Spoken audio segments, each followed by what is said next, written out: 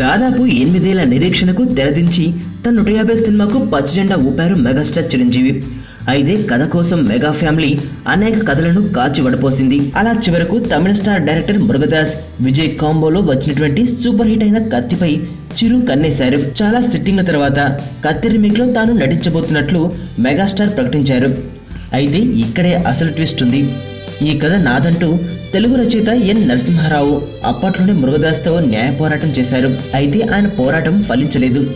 తరువాత చిరంజీవి రీఎంట్రీ సినిమాగా కత్తి సినిమాను రీమేక్ చేస్తున్నట్లుగా వార్తలు రావడంతో నరసింహారావు మరోసారి తన పోరాటాన్ని ప్రారంభించాడు. కత్తి సినిమా విడుదలకు ముందే తన కథను తెలుగు సినీ రచయితల సంఘంలో రిజిస్టర్ చేయించినట్లుగా ఆధారాలున్నాయి.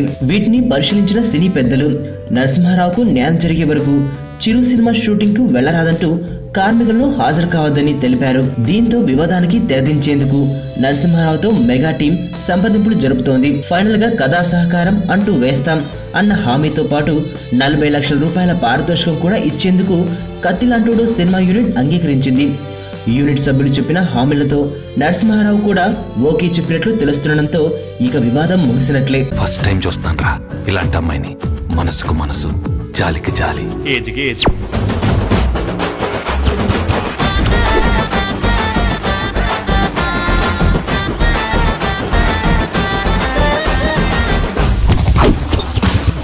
మదర్ తెరిసాయే మళ్ళీ పుట్టి పోలీస్ అయితే ఎలా ఉంటుందో అదే మా ఏసీపీ కృష్ణ. అయ్యో